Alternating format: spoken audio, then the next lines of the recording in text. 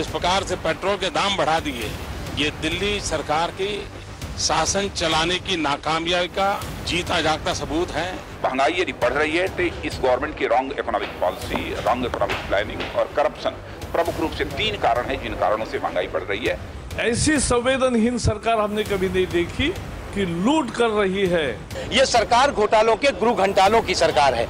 आम आदमी पर बोझ बढ़ाने में और पेट्रोल माफियाओं को मदद करने में किसी तरह की शर्म नहीं आती। कि अगर देश के अर्थशास्त्री प्रधानमंत्री पर हम महंगाई पर नियंत्रण पाने के लिए विश्वास नहीं कर सकते, तो ऐसे प्रधानमंत्री का और ऐसी सरकार का जिस पर भरोसा नहीं है देश की जनता का, क्या फायदा।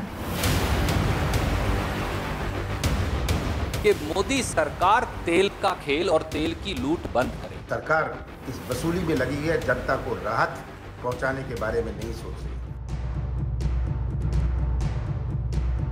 ये आज के बयान नहीं है, इसीलिए हमने फाइल लिखा था ताकि आपको स्पष्ट समझ में आ जाए।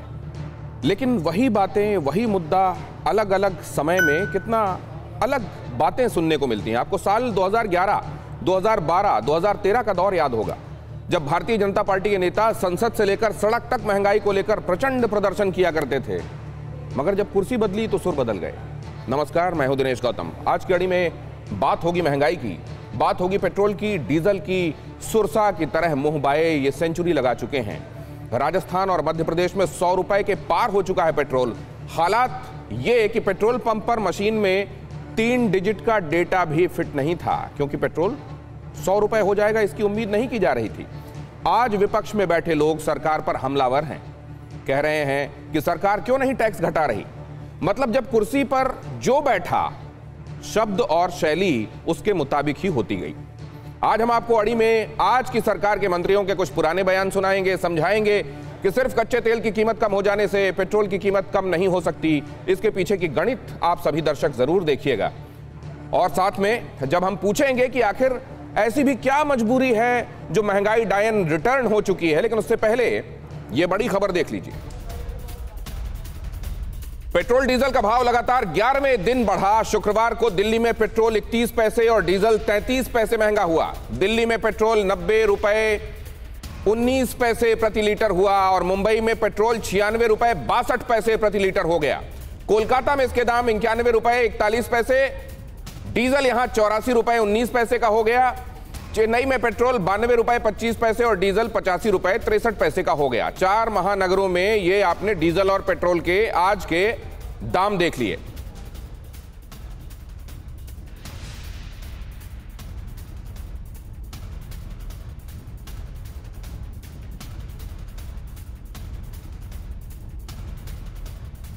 क्या उस समय दिखाई गई संवेदना सच नहीं थी? कुर्सी के लिए थी क्या? और अगर वो संवेदना सच थी तो आज सरकार में होने के बाद उन मुद्दों पर संवेदनशीलता क्यों नहीं दिखाई दे रही है?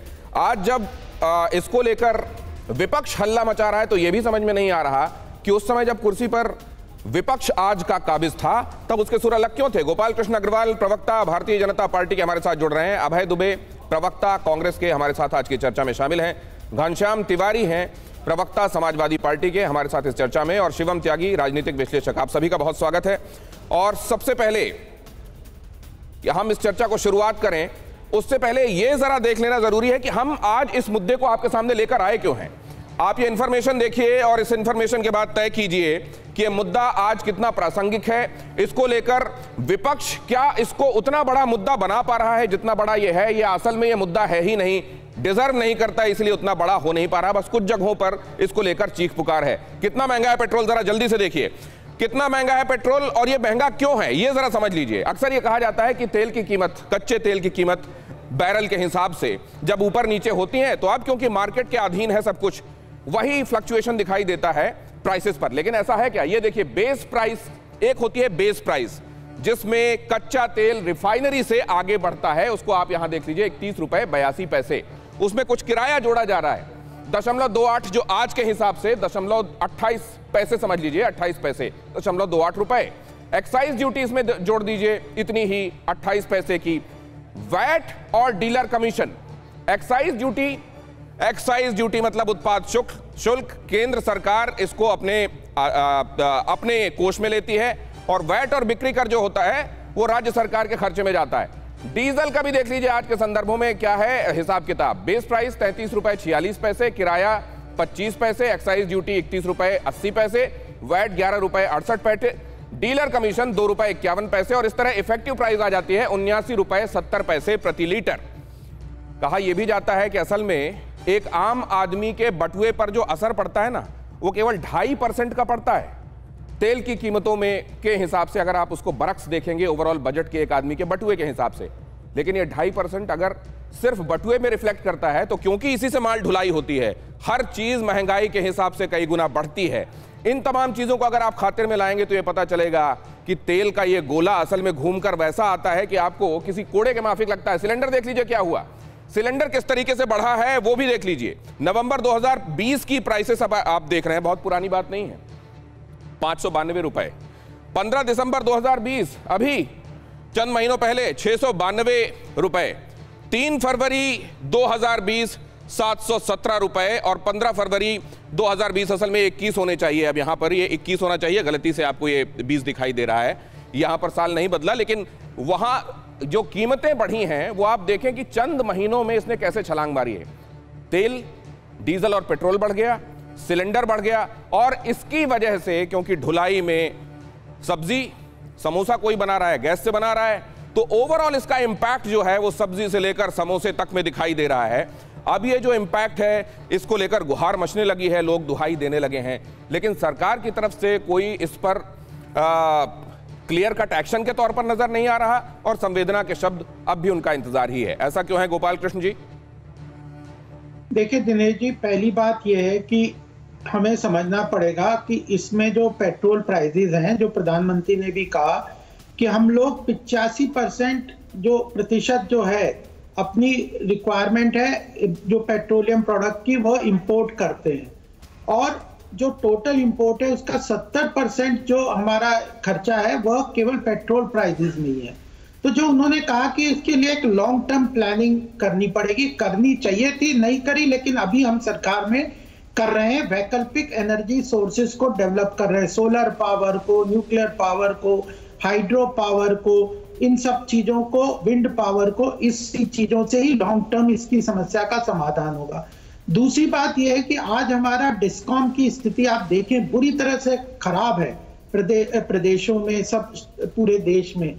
उसको उनकी माली हालत को ठीक करना है।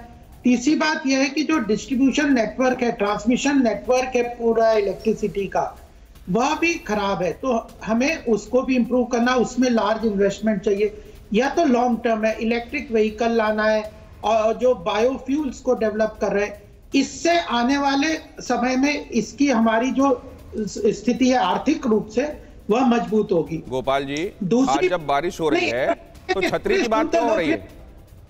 फिर सुन लीजिए ना पूरी बात, नहीं तो फिर आपके ग्राहकों, आपके व्यूअर्स को समझ नहीं आएगा। दूसरी बात यह है कि सरकारों ने ये रेगुलेटरी एसेट, दिल्ली की सरकार क्रिएट कर रही है, इसके पहले यूपीए ने ऑयल बॉन्ड क्रिएट कर दिए जिनमें सब्सिडाइज तो कर दिया, लोगों को प्राइस कम कर दिया। ये झंडा लेके घूम रहे कि 108 रुपए डॉलर था, तब हमने यहाँ पे 73 रुपए बेचा पेट्रोल, और उसके ऑयल बॉन्ड इश्यू कर दिए, ना कंपनियों को कुछ पैसा दिया, सरकारी कंपनियों को, और ना उसे तो रेगुलेटरी एसेट क्रिएट कर दिया। अभी की बात, इस राउंड की बात अगर आप खत्म कर चुके हो तो मैं आगे बढ़ना चाहता हूं। नहीं तो फिर अगर आप मुझे दोबारा कोई और एक दो और इशू है जो कि बहुत मैं आ जाऊं क्या? एक बार इस पर चर्चा करके आपके पास दोबारा लौटता हूं। आपने नटशेल में यह समझाया कि हम जो है इंफ्रास्ट्रक्चर तैयार कर रहे हैं, आने वाले दिनों में जो वैकल्पिक ऊर्जा के सोर्स थे वो वैकल्पिक नहीं रह जाएंगे, मुख्य तौर पर उन्हीं पर डिपेंडेंट हमको रहना पड़ेगा, क्योंकि ऑयल जो है उसके इंपोर्ट में जाहिर है हम वहां से बाहर से मंगाते हैं, और बाहर से मंगाते हैं तो हमको उसके लिए कीमत चुकानी पड़ती है। सवाल यह है कि कीमत पहले के मुकाबले आज जब कम चुकानी पड़ रही है तो लोगों को उससे राहत क्यों नहीं मिल रही है? अभय दुबे, लेकिन आपके पास आता हूं, पहले आप इस पूरे मुद्दे को कैसे देख रहे हैं और ये कितना बड़ा इशू है आज? हाँ देखिए, बहुत बड़ा इशू है, क्योंकि अंतिम पंक्ति में खड़े हुए आदमी को बहुत फर्क पड़ रहा है। जो 86% स्मॉल एंड मार्जिनल फार्मर है, उनका 15,000 रुपए हेक्टेयर इनपुट कॉस्ट बढ़ गई। मैं वहां से शुरू करता हूं। गोपाल अग्रवाल जी ने कहा कि 85% इंपोर्ट करना होता है। जब मोदी जी प्रधानमंत्री बने थे तब 77% इंपोर्ट करना पड़ रहा था। बीते 7 साल में इन्होंने ध्यान नहीं दिया और क्रूड ऑयल का प्रोडक्शन काफी कम हो गया, करीब 5,500 TMT कम हो गया हिंदुस्तान में। एक बात। दूसरी बात बड़ी मैं ये कहता हूं, आपने अभी अपने प्रोमो में बताया था, जून 2017 में धर्मेंद्र प्रधान जी ने कहा कि हम डायनामिक फ्यूल प्राइसिंग पॉलिसी ला रहे हैं, अर्थात रोज कीमतें तय होगी। तो एक महिला ने उनके ट्वीट पर पूछा कि इसका मंत्री जी क्या लाभ है, उन्होंने कहा देखिए, जैसे ही इंटरनेशनल मार्केट में क्रूड ऑयल के प्राइस कम होंगे, सीधा उसका लाभ उपभोक्ता को मिल जाएगा। बिल्कुल। अब ये कोविड क्राइसिस के पहले का एक 10 सेकंड का सिर्फ मैं एनालिसिस बताता हूं आपको। जनवरी 2020 में क्रूड ऑयल 28 रुपए 84 पैसे प्रति लीटर, मैंने रुपए के हिसाब में उसको निकाला, वो था जब पेट्रोल था 77 रुपीज। जब जुलाई में वो 20 रुपए हो गया कम होके, तो भी इन्होंने पेट्रोल का दाम 83 रुपए कर दिया। सितंबर में 19 रुपए हो गया घट के क्रूड ऑयल का प्राइस, तब उन्होंने 84 रुपए कर दिया, मतलब इनवर्सली प्रोपोर्शनेट। जहां इंटरनेशनल मार्केट में क्रूड ऑयल कम हो रहा था, इन्होंने दाम बढ़ा दिए। 3,86,000 करोड़ रुपए पर एनम ये लूटने लगे जनता की जेब से, और 2014 में हम 1,41,000 करोड़ रुपए की सब्सिडी दे रहे थे। ये ठीक कहा, $108 प्रति बैरल था गोपाल अग्रवाल जी। जब क्या थी पेट्रोल की कीमत? 71 रुपए, डीजल की थी 57 रुपए, और डीजल हमने ऑयल फ्री पॉलिसी के तहत तब भी फ्री नहीं किया था। तो ये बुनियादी अंतर देश को समझना पड़ेगा कि 17 स्टेटमेंट इनके मैंने निकाले पिछले 4 साल के, कि जीएसटी के दायरे में ला रहे हैं, धर्मेंद्र प्रधान कहते हैं, इनकी फाइनेंस मिनिस्टर कहती है, नितिन गडकरी जी ने अभी 3 दिन पहले, तो लाएगा कौन साहब? क्या अमेरिका से सिफारिश गुजारिश करोगे? अरे आपकी सरकार को, मोदी जी को लाना पड़ेगा। आप मुझे एक तर्क दे दीजिए कि आपने जब ऑयल फ्री पॉलिसी लेकर आए स्पेसिफिकली, तो फिर क्यों आप ट्रांसफर नहीं कर रहे हो जनता को सीधा सीधा इसका लाभ? ठीक है, ठीक है, ये सवाल तो हम पूछेंगे ही गोपाल जी से, लेकिन आज समाजवादी पार्टी ने भी प्रेस कॉन्फ्रेंस की इस मुद्दे पर। अखिलेश यादव ने चिंता प्रकट की है। अब जरा ये भी समझ लें कि ये चिंता असल में कितनी बड़ी है, और इसको लेकर हम आने वाले दिनों में समाजवादी पार्टी की तरफ से क्या किया जाता हुआ देखेंगे, क्योंकि अगर कंसर्न है तो फिर वो रिफ्लेक्ट होना चाहिए। क्या वो कंसर्न सिर्फ प्रेस कॉन्फ्रेंसेस तक रहेगा सर? देखिए, मैं 3 बातें कहूंगा। पहली बात, आपने शुरुआती कार्यक्रम में ही दिखा दिया कि किस तरीके से वर्तमान सरकार पाखंडी है। जो ये कहते हैं लोगों से, उस पर इन्हें स्वयं भरोसा नहीं होता, और जो अवसर मिलता है ठीक उसके विपरीत काम करते हैं। दूसरी बात, पेट्रोल और डीजल के जो दाम हैं, उन दामों को देखिए, और मैं गोपाल जी से पूछता हूं या किसी से पूछता हूं कि इस समय दुनिया में ऐसे कितने डेवलपिंग कंट्रीज हैं जहां पे पेट्रोल और डीजल के दाम भारत की तुलना में और अधिक हैं। आपको वैसे देश नहीं मिलेंगे। आप एशिया में देखिए, आप बगल में जाइए, नेपाल देखिए, बांग्लादेश देखिए, तो सरासर ये देश की जनता के साथ पॉकेटमारी हो रही है।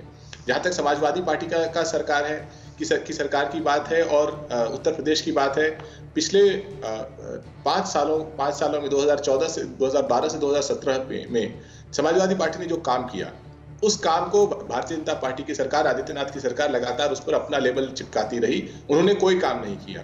तो ये सरकार न केवल अपने दावों को लेकर के, अपने वादों को लेकर के झूठ बोलती है, बल्कि दूसरों के कामों को भी चुरा लेती है। तो हम लगातार उसका विरोध करते रहे हैं, आगे भी करते रहेंगे। बात सिर्फ प्रेस कॉन्फ्रेंस की नहीं है। आप देखिए, जब से लॉकडाउन हुआ उस समय से लेकर के आज तक ऐसी कोई भी मुहिम नहीं है जब जनता को त्रासदी का सामना करना पड़ा था, समाजवादी पार्टी के कार्यकर्ता और हमारा संगठन सामने नहीं रहा, या फिर जब सरकार ने कोई बहुत बड़ा अन्याय किया, जैसे हाथरस में किया था, तो हमारा संगठन हमेशा आगे रहा है। हमारे विधायकों को पुलिस से पिटवाया जाता है। आपने जहां से बात शुरू की, आपकी बातों को नटशेल में क्या मैं शिवम त्यागी के पास ले जाऊं? इस चर्चा को आगे बढ़ाते हैं। शिवम त्यागी, ये पाखंड क्यों? पहले कुछ और, आज कुछ और क्यों? देखिए, पहले की स्थिति को आज की स्थिति से कंपेयर करना ही अपने आप में बेईमानी है। ह्यूमन काइंड के इतिहास में अगर मैं 300 साल पीछे जाऊं तो आज तक इस देश में, इस दुनिया में कभी भी ऐसी महामारी नहीं आई है।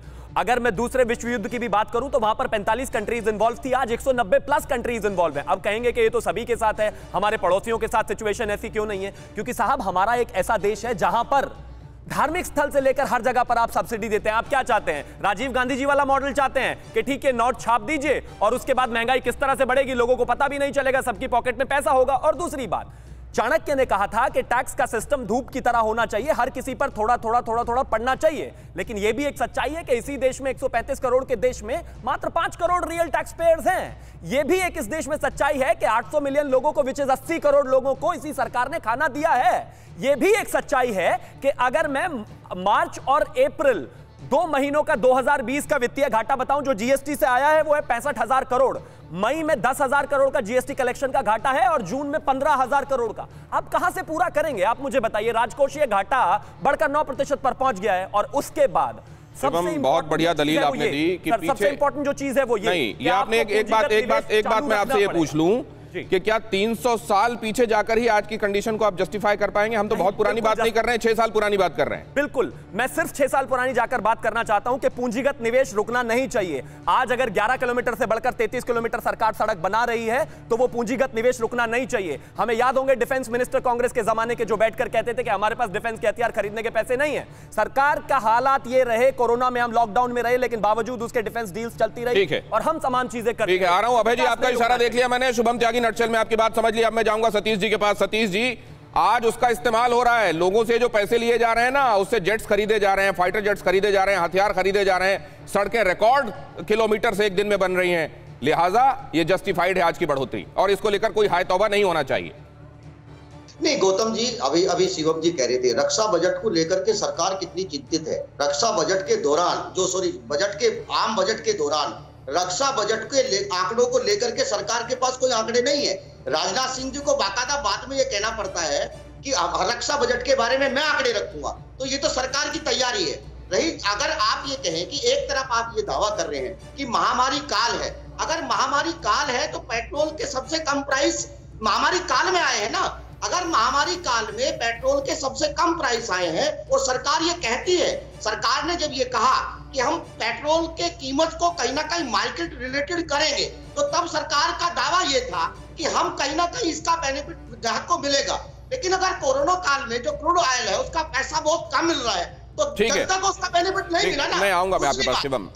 मतलब आप ये कह रहे हैं सतीश जी कि आज सरकार को खुलकर ये कहना चाहिए कि पेट्रोल और डीजल से हम पैसे ले रहे हैं, हमारा राजस्व उसमें जा रहा है, ये इसलिए ये बढ़ोतरी हो रही है। तेल कंपनियों पर ये नहीं डाल देना चाहिए इल्जाम, आप ये कह रहे हैं। जरा गोपाल जी के पास मैं जाऊंगा, क्या स्टेटमेंट ऐसा होना चाहिए, लेकिन उससे पहले केंद्रीय मंत्री रविशंकर प्रसाद की सफाई इस पर क्या आई है। पेट्रोल डीजल की कीमत कई बार गिरी भी है, उन्होंने कहा है कई बार गिरी भी है। कांग्रेस पार्टी पर रविशंकर प्रसाद का हमला, दिक्कत है तो कांग्रेस राज्य में कम कर दे दाम। जिन राज्यों में कांग्रेस की सरकार है वहां दाम कम कर दिया जाए। अभय दुबे जी। दिनेश गौतम जी, बहुत आपने जब आपकी स्लाइड्स बताई थी तो मैं गौर कर रहा था उस पर। राज्यों का जो हिस्सा है, जो बेस प्राइस आपने बताया था 31 रुपए 82 पैसे पेट्रोल पर था, जिसमें केंद्र सरकार का जो एक्साइज था, सेंट्रल एक्साइज, वो 32 रुपए 90 पैसे था। वहां पर 20 रुपए राज्य सरकारों का हिस्सा था और डीजल में मात्र 11 रुपए। मतलब आप 100% तक बढ़ा दो। आप जो सेंट्रल रेवेन्यू शेयर का है, सेंट्रल स्पॉन्सर्ड स्कीम का है, वो भी पैसा राज्यों को पूरा नहीं दो। भाजपा शासित राज्य ही आपके दरवाजे पर जाकर दस्तक दे रहे हैं कि साहब पैसा तो पूरा दे दीजिए।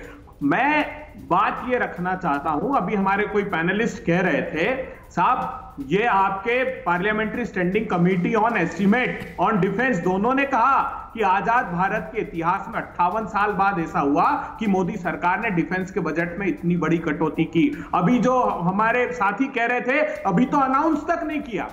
प्रधानमंत्री जी चाहें तो तुरंत इसको जीएसटी के दायरे में लाएं और 20-20, 25-25 रुपए तुरंत कम हो जाएंगे। देखिए इसका फर्क सीधे। चलिए, तो आपने इसका जवाब दे दिया। अभय दुबे जी, मैं आपके पास आगे भी आऊंगा। अभी आपने कुल मिलाकर यह कह दिया कि राज्यों का हिस्सा तो वैसे ही कंपैरेटिवली देख लीजिए बहुत कम है। जो एक्साइज के तौर पर केंद्र सरकार लेती है उसके हिसाब से आप देख लीजिए राज्यों का हिस्सा पहले ही कम है। केंद्र तो बढ़ाता चला जाए अपना कर और राज्यों से यह कहे कि जहां कांग्रेस की सरकारें हैं वहां कम कर दिए जाएं दाम। यह कैसे मुमकिन है? कच्चे तेल का खेल जरा गौर से समझना पड़ेगा। क्या है ये कच्चे तेल का खेल? कच्चे तेल की कीमतों में अंतर्राष्ट्रीय बाजार में जब उछाल आता है तो कीमतें बढ़ती हैं और जब उसमें गिरावट आती है तो राहत मिलती है। क्या ऐसा होता है? क्योंकि कहा ऐसा ही जाता है। जरा ये समझिए कच्चे तेल का खेल क्या है। प्रधानमंत्री मनमोहन सिंह इधर नजर आ रहे हैं, उधर नरेंद्र मोदी नजर आ रहे हैं, और अगर आप इस बीच की तस्वीर को समझ गए तो इसमें एक दूसरा डायमेंशन आपको समझ में आएगा और शायद वो किसी हद तक ये जस्टिफाई करता है कि आज दाम क्यों ज्यादा दिखाई दे रहे हैं और क्या वो असल में बढ़े हुए दाम है। देखिए यहां पर ये 2004-05 आप देख रहे हैं, ये 13-14 देख रहे हैं, 14-15, और ये आज की तारीख में आप देख रहे हैं 17 फरवरी के ये दाम है। कच्चे तेल की कीमत कितने डॉलर प्रति बैरल है? $39 से कुछ ज्यादा यहां दिखाई दे रही है और यहां चली जाती है $61 से ऊपर। अब ये डॉलर से रुपए में अगर आप कन्वर्ट करेंगे तो तब जो एवरेज था साल भर का कि $1 के लिए कितने रुपए आपको खर्च करने पड़ते थे, 45 रुपए से थोड़ा ज्यादा, और यहां यह है 71 रुपए से ज्यादा, 71 साढ़े 71 रुपए। अब अगर आप बैरल के हिसाब से इसका गुणा कर दें, एक बैरल की कीमत और उसके लिए जितने पैसे जितने रुपए आपको खर्च करने पड़ते हैं, तो अगर आप इन दोनों को मल्टीप्लाई कर देंगे तो ये आ जाएगा 1765। मतलब ये बहुत सीधी सीधी गणित है, इसको समझने के लिए बहुत दिमाग आपको नहीं लगाना पड़ेगा कि कितने रुपए खर्च करने पड़ रहे थे एक बैरल के लिए, और उस हिसाब से आप यहां गुणा कर दीजिए तो ये आ गई कच्चे तेल की कीमत एक बैरल की। एक बैरल मतलब करीब करीब 160 लीटर। अब इसको अगर आप आगे ले जाएंगे तो ये महंगाई दर, आज की इन्फ्लेशन रेट और तब के इन्फ्लेशन रेट को आप देखेंगे तो 3.97% तब थी, आज ये 4.65% है, बीच में 5.58 और ये 2013-14 में 8.5। ये कुल मिलाकर इसमें फ्लक्चुएशन दिखाई देता है। शुरुआत अगर 3.97 से करते हैं, आज हम 4.65 पर खड़े हुए हैं। बेस हमने आप देख रहे हैं लिया हुआ है 2004-05। अब आगे आप इसको 100 रुपए के हिसाब से आज के संदर्भों में 100 रुपए के हिसाब से इन्फ्लेशन को आप देखेंगे तो 34 रुपए 71 पैसे, और यहां ये 100 दिखाई देता है। अब अगर इस आईने में आप देखेंगे तो औसतन पेट्रोल की कीमत तब 40 रुपए 29 पैसे थी, आज 88 रुपए 40 पैसे है। लेकिन समतुल्य पेट्रोल कीमत, मतलब इसमें दोनों चीजों को खातिर में लाइए कि आज महंगाई कितनी बढ़ी हुई है। 100 रुपए जब आप खर्च करते हैं तो उसमें कितना सामान आपका आता था तब, और आज जब 100 रुपए खर्च करते हैं तो उसमें कितना सामान आता है अब। इन संदर्भों में अगर आप देखेंगे तो समतुल्य पेट्रोल कीमत तब होती है आज के संदर्भों में 282 रुपए के आसपास। इन संदर्भों में अगर देखेंगे तो बीच में हुई है 70 रुपए के आसपास, फिर 74 और आज है 88 रुपए 40 पैसे। मतलब जो हमने बेस लिया है 4-5 का, अगर उसके हिसाब से देखेंगे तो तब आज के संदर्भों में अगर आप पे कर रहे होते तो 282 रुपए पे कर रहे होते। आज जो आप पे कर रहे हैं आज के संदर्भों में 88 रुपए 40 पैसे पे कर रहे हैं। क्या यहां से जवाब मिलता है? क्या यहां से जस्टिफाई किया जा सकता है इस बात को कि तब आप जो पैसे पे कर रहे थे, बहुत सीधी सी गणित है, अगर आप इन आंकड़ों को ना भी समझें तो यह समझ लीजिए कि तब जिस आदमी की 20-25 हजार की तनख्वाह थी वो किस तरीके का जीवन जीता था। आज जिस आदमी की 20-25 हजार तनख्वाह है वो कैसा जी रहा है, और जो 2.5 लाख वाला है या 2.25 लाख वाला है, क्या वो 20-25 हजार तब के हिसाब से जीवन जी रहा है? क्या इससे जस्टिफाई होती है क्या कीमत? गोपाल जी, ये एक दलील शायद आप लोगों के फेवर में जा सकती है। देखिए दिनेश जी, मैं 2-3 बातें कहना चाहता हूं। आपने एक बात की है, मैं पहले बताना चाहता हूं कि कोविड की इतनी बड़ी त्रासदी हुई, केंद्र सरकार के पास डायरेक्ट टैक्स, इनडायरेक्ट टैक्स तीनों में कॉर्पोरेट, इंडिविजुअल और इनडायरेक्ट टैक्स जीएसटी तीनों के कलेक्शन में भारी रूप से कमी हुई। लेकिन केंद्र सरकार ने न कोविड के बाद आत्मनिर्भर भारत के अंतर्गत 21 लाख करोड़ गरीबों को, सब आवश्यकता वालों को पैसा ट्रांसफर किया, और साथ में कैपिटल एक्सपेंडिचर वगैरह इस बजट में भी 34% बढ़ाया। तो यह चीज देखिए, चॉइस आपने पहले कहा था कि एक्सेप्ट करना पड़ेगा कि इसमें टैक्स कंपोनेंट ज्यादा है। मैं तो आपको पहले एक्सेप्ट कर रहा हूं कि पेट्रोल में टैक्स कंपोनेंट ज्यादा है, लेकिन आर्थिक रूप से सारी चीजों को देखना है। एक तरीका आपने बताया कि इन्फ्लेशन से पैरिटी के हिसाब से क्या हो गया, परचेजिंग पावर पैरिटी उस 2004 और अभी में, तो वह है। दूसरा है कि हमने रेवेन्यू टैक्स सब कम करा, इनडायरेक्ट टैक्स, इनकम टैक्स सब कोई नहीं बढ़ाया। खर्चा सरकार ने 34% बढ़ाया और कलेक्शन 25% कम हुआ, तब भी नहीं किया। तभी हम आज कोविड से बाहर निकल रहे हैं, और ठीक है, और विश्व की सबसे बड़ी बढ़ती हुई अर्थव्यवस्था। बाकी लोग आपसे बात करने के लिए, आपकी बातों का जवाब देने के लिए बेकरार हैं, आइए उनके पास चलते हैं। मनोज जी,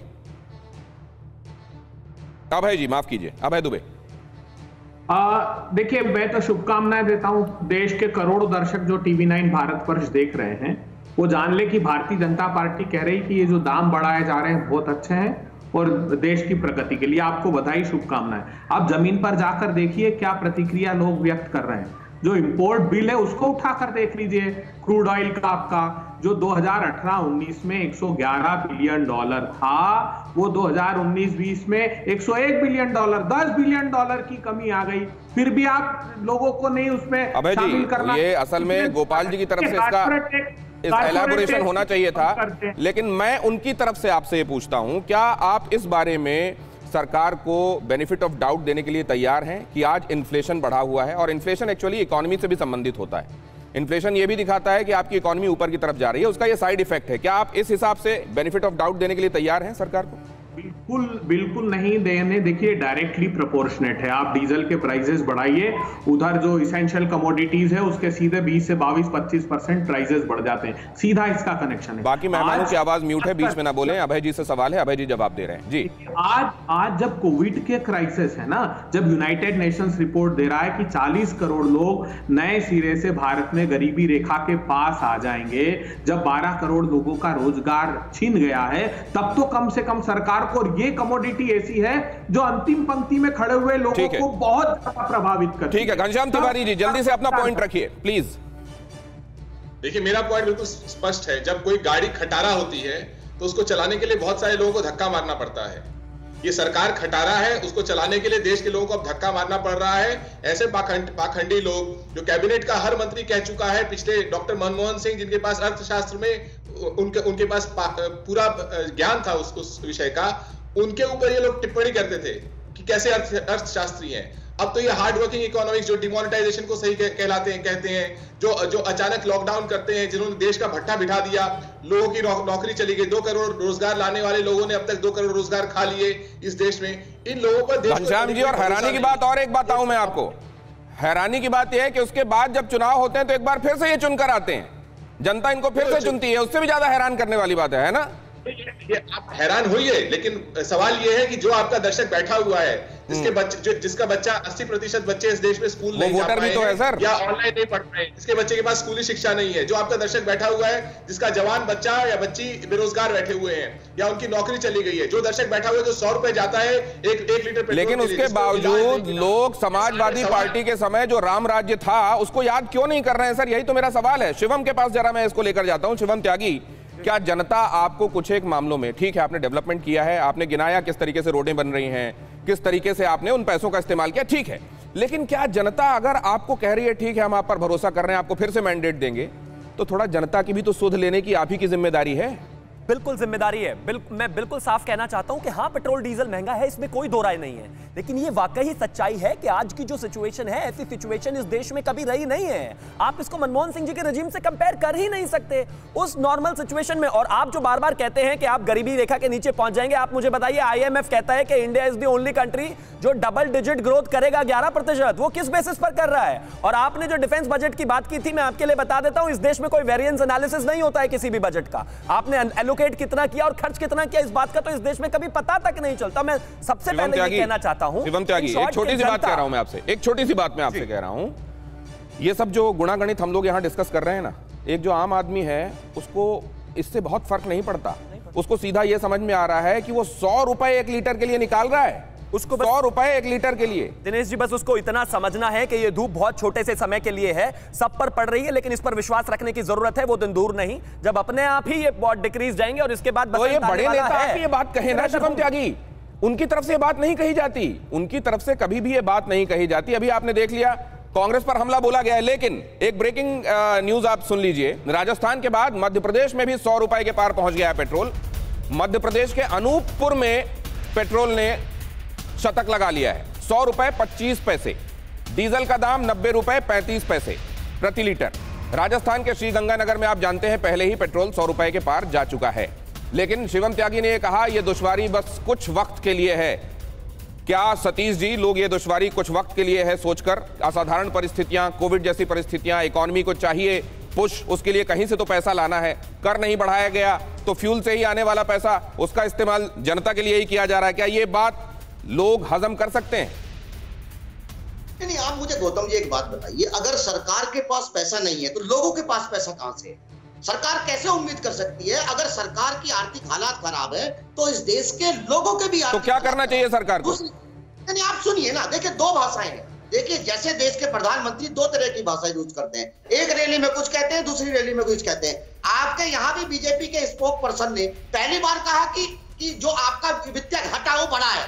अब यहाँ ये कह रहे हैं कि आपकी इकोनॉमिक ग्रोथ चेंज हो रही है। देखिए, 2004 से और 2005 के बीच का जो आपने रेफरेंस दिया है, मैं मानता हूं कि डॉलर के मुकाबले कहीं ना कहीं रुपये का अवमूल्यन हुआ है, उसकी कीमत कम हुई है। लेकिन आपको यह भी देखना पड़ेगा कि पाकिस्तान की जो मुद्रा है उसका रेट भी कोई बढ़ा नहीं है, नेपाल की जो मुद्रा है उसका रेट भी नहीं बढ़ा है। अगर वहां हमसे कम रुपये का पेट्रोल बिक सकता है तो हमारे पास ये दबाव बनता है, और हम ये दावा सच है कि पाकिस्तान की जो इकोनॉमी सतीश जी, आपको पाकिस्तान जैसी इकोनॉमी चाहिए क्या? नहीं, आप सुनिए ना, अब आप यही कहेंगे ना कि अगर मुझे पाकिस्तान में पेट्रोल सस्ता मिल रहा है तो मैं पाकिस्तान चला जाऊं। नहीं, ये किसी ने नहीं कहा। देखिए, अब इसको आप कुतर्क कर रहे हैं सतीश जी। सवाल ये है कि हम भूटान का, नेपाल का, पाकिस्तान का जब हवाला देते हैं, हमको वैसी इकोनॉमी बनना है क्या?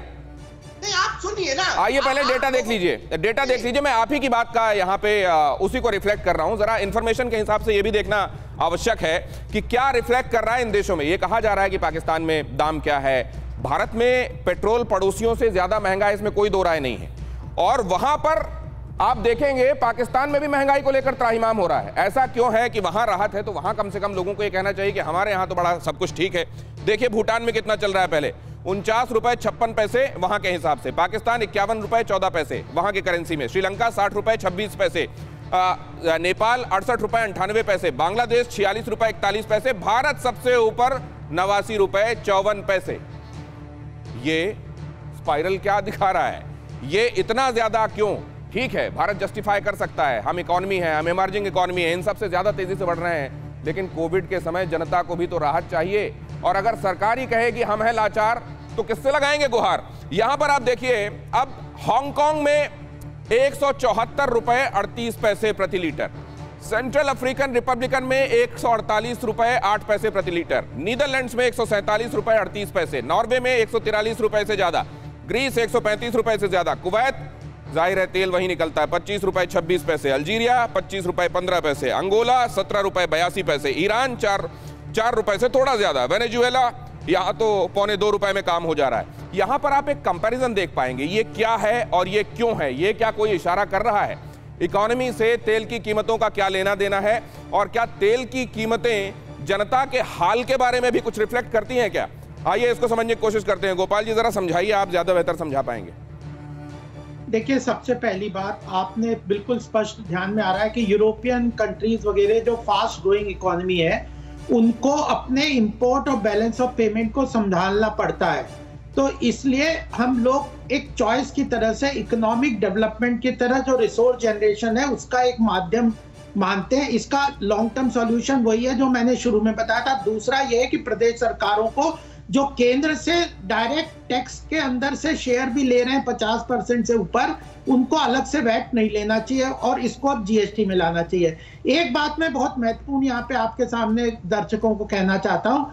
जनता ट्विटर पे आप देखिए क्या कह रही है कि पहले इनने अभी अभय दुबे जी ने कहा कि 108 रुपए जो पड़ता था वो हम 71 रुपए में बेचते थे। मैं इनसे पूछता हूँ, वो 108 को 71 में आप 40-45 रुपए की सब्सिडी करते थे, वो कहाँ थी? वही तो समस्या का कारण है, उसको हम चुका रहे हैं। आपने सब्सिडी गोपाल जी वैसे आप खुद जाते होंगे जब इस समय पेट्रोल भरवाने या डीजल भरवाने और आप पैसे चुकाते हैं, तो आपके मन में क्या आता है कि मैं राष्ट्र निर्माण के लिए पैसे खर्च कर रहा हूं और मुझे करना चाहिए, अच्छा है, कोई बात नहीं। जनता क्या कह रही है मैं आपको बता दूं। जनता कह रही है कि मैं तो जनता के आपके मन के भाव पूछ रहा था।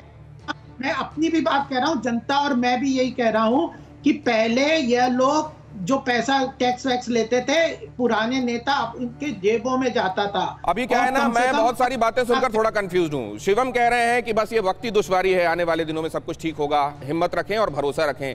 आपने ये भी बताया कि किस तरीके से डेवलपमेंट हो रहा है। ये भी कहा जा रहा है, आज ही बोला है नितिन गडकरी साहब ने कि जितने मंत्री और एमपीज हैं वो सारे के सारे बैटरी वाली कार से आना जाना करेंगे। तो ये बहुत सारी चीजें एक साथ चल रही हैं। ये बता दीजिए ना जनता को क्या करना है। जनता भी जितना हो सके वो वैकल्पिक ऊर्जा के स्रोतों की तरफ जाए। शिवम जी, जनता का टैक्स कलेक्शन कम हुआ है। ओवरऑल आप देखो ना, आप ओवरऑल जो टैक्स है, इनकम टैक्स, नहीं तो जनता इंतजार करे कि बैटरी वाली गाड़ी खरीद ले। नहीं, जीएसटी में ले आएंगे, धीरे से हो जाएगा, लेकिन जैसे जैसे जीएसटी में ले आएंगे। ठीक है सर, आगे ये अहम खबर बताने के बाद, वक्त कम है सर, आपकी बात समझ ली मैंने। पेट्रोल डीजल के बढ़ते दाम पर हरकत में आई सरकार। पेट्रोलियम मिनिस्टर धर्मेंद्र प्रधान का बयान। ओपेक देशों के कॉन्फ्रेंस में बोले धर्मेंद्र प्रधान, ओपेक देश उत्पादन कटौती को कम करें। वो ज्यादा प्रोड्यूस करें। मतलब कुल मिलाकर ये बताने की कोशिश की जा रही है कि डिमांड और सप्लाई का मिसमैच है जिसकी वजह से ऐसा हो रहा है। देखिए,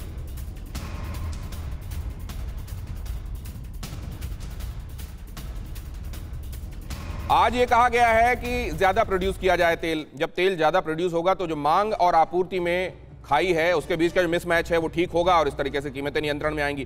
कुल मिलाकर एक बार फिर से कच्चे तेल की कीमतों की तरफ इशारा है, लेकिन क्या आज उसको ब्लेम किया जा सकता है? यही जब विपक्ष में थे क्या कहते थे, जरा वो भी सुनिए। उन्होंने देश में जिस प्रकार से पेट्रोल के दाम बढ़ा दिए, ये दिल्ली सरकार की शासन चलाने की नाकामयाबी का जीता जागता सबूत है। देश की जनता के अंदर भारी आक्रोश है। महंगाई यदि बढ़ रही है तो इस गवर्नमेंट की wrong economic policy, wrong economic planning और करप्शन प्रमुख रूप से 3 कारण है जिन कारणों से महंगाई बढ़ रही है और इसका समाधान यह सरकार नहीं। मुझे लगता है यूपीए सरकार जनता से पूरी तरह से कट चुकी है, पूरी तरह से असंवेदनशील हुई है। ऐसी संवेदनहीन सरकार हमने कभी नहीं देखी कि लूट कर रही है। देश की संसद में अगर देश के प्रधानमंत्री ये बयान देते हैं कि 100 दिन में महंगाई पर वो नियंत्रण पाएंगे और अपने वादे को पूरा नहीं कर पाते, तो ऐसे अर्थशास्त्री प्रधानमंत्री पर देश की जनता किस प्रकार से भरोसा कर सकती है? आम आदमी पर हर दिन बोझ पड़ा रही है। ये सरकार घोटालों के गुरु घंटालों की सरकार है और इन्हें बेशर्मी के साथ घोटाला करने में, आम आदमी पर बोझ बढ़ाने में और पेट्रोल माफियाओं को मदद करने में किसी तरह की शर्म नहीं आती। शिवम त्यागी, अब बेशर्मी कौन कर रहा है? जैसा कि मैंने पहले कहा कि शुरुआत में वाकई कंपैरिजन असंभव है, लेकिन ऐसा नहीं है। जिस तरह की महंगाई की बात करते हैं तो आज के ज़माने में अगर हम बात करें तो आटा, दाल, चावल, चीनी, ज़मीन से लेकर किराए तक बहुत सारी चीज़ें सस्ती है, लेकिन सरकार को इस पर काम करना पड़ेगा। लेकिन उससे भी महत्वपूर्ण चीज़ ये है कि जिस नॉर्मल सिचुएशन में वो सरकार थी और जिस सिचुएशन में ये सरकार है, जमीन आसमान का कहीं ना कहीं फर्क है। इसमें ये किया जाए कि अब कभी भी स्टेटमेंट्स दिए जाएं विपक्ष में होते हुए या सरकार में रहते हुए, तो एक एस्ट्रिक रखा जाए कंडीशन सप्लाई वाला, तब तक ये जोड़ तो सकें कि ये कोविड के समय का था इसलिए ऐसा कहा था, ये नॉन कोविड था इसलिए कहा था। अब जरा ये अभय दुबे से समझ लें। अभय दुबे, ये असाधारण परिस्थितियां हैं, क्या ये बात जस्टिफाई करती है?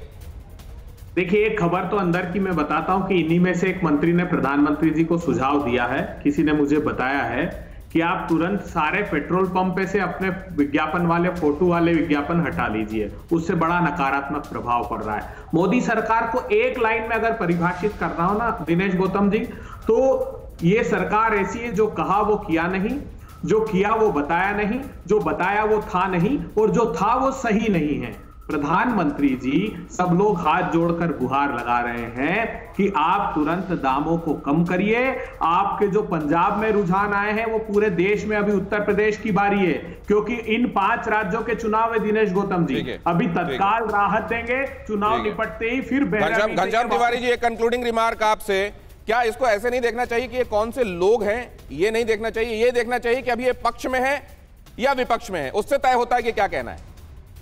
देखिए, मेरी सारी शिक्षा ये बताती है कि अगर आप काबिल लोगों को सरकार में रखिएगा तो सरकार अच्छी चलेगी, लेकिन अगर आप नाकाबिल लोगों को रखिएगा, चाहे देश की वित्त मंत्री हैं उनकी काबिलियत देखिए और पुराने वित्त मंत्रियों की काबिलियत देखिए, भारतीय जनता पार्टी के ही पुराने वित्त मंत्रियों की काबिलियत देखिए, या फिर आरबीआई के गवर्नर है। इस सरकार ने लगातार काबिल लोगों को हटाया ताकि मोदी जी का प्रचार बना रहे। सबसे ज्यादा तेज दिमाग, तेज बुद्धि और ज्ञानी मोदी जी दिखाई देते रहे, लेकिन सत्य यह है कि मोदी जी को इकोनॉमी का ई नहीं पता है। इसलिए देश का भट्ठा बैठा हुआ है, चाहे वो बेरोजगारी की बात हो, अर्थव्यवस्था की बात हो या डीजल की कीमतों की बात हो। ये सिर्फ भाषण दे सकते हैं, प्रचार कर सकते हैं। और अभय जी ने सही कहा कि अब वक्त आ गया है, कम से कम वो पोस्टर हटा दे, उसकी जगह किसी कंपनी का विज्ञापन लगाएं, उससे कुछ पैसे कमाए सरकार, ताकि उसका राहत कम से कम उपभोक्ताओं को दे सकें। जितना ये सरकार विज्ञापन देती है उसे खत्म कर दिया जाए तो पेट्रोल डीजल की कीमतें ये लोग कम कर पाएंगे। काबिलियत और नाकाबिलियत कौन तय करेगा? नंबर एक। नंबर 2, हो सकता है आपके समय आपने जिनको मंत्री बनाया था उनकी कुछ लेकर आ जाएं काबिलियत की, ये बताइए इनको क्यों बनाया गया था? अब इसमें जब सभी एक जैसे हैं तो फिर कौन किसकी तरफ उंगली उठाएगा? क्या पक्ष पर होना और विपक्ष पर होना ये तय करता है कि आप क्या कहेंगे? या आप एक मुद्दे से सरोकार रखते हैं तब भी जब आप विपक्ष में थे, और तब भी आपको सरोकार होना चाहिए जब आप पक्ष में हैं, सत्तारूढ़ हैं और अब आप कुछ कर सकते हैं? आज की अड़ी में इतना ही। हमारे मेहमानों का बहुत धन्यवाद।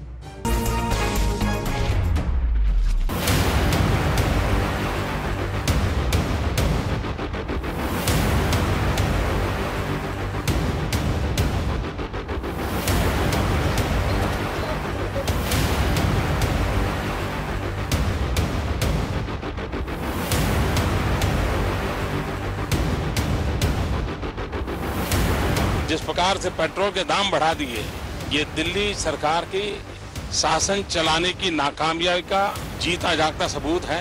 महंगाई यदि बढ़ रही है तो इस गवर्नमेंट की wrong economic policy, wrong economic planning और करप्शन प्रमुख रूप से 3 कारण हैं जिन कारणों से महंगाई बढ़ रही है।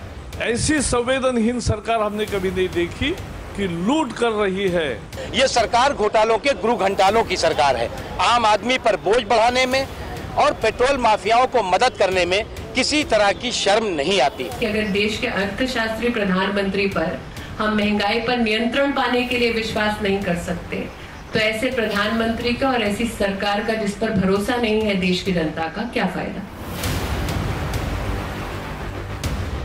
कि मोदी सरकार तेल का खेल और तेल की लूट बंद करे। सरकार इस वसूली में लगी है, जनता को राहत पहुंचाने के बारे में नहीं। न्यूज़ टॉप 9 रोज सुबह 7 बजे और शाम 7 बजे सिर्फ TV9 भारतवर्ष पर।